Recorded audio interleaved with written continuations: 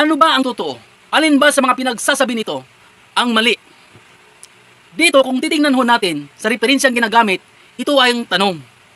Anong referensya ang binabasihan ng author na sumulat sa encyclopedia o sumulat sa isang referensya? Biblia ba o sariling interpretasyon? Kasi kung titingnan ho natin sa Bible, bakit wala man lang mababasa at pati ang turo at aral ay lihis sa nasusulat? Tandaan ho natin ang tanong na yan. Importante yon sa pagkilatis at pagsusuri ng katotohanan. Dito sa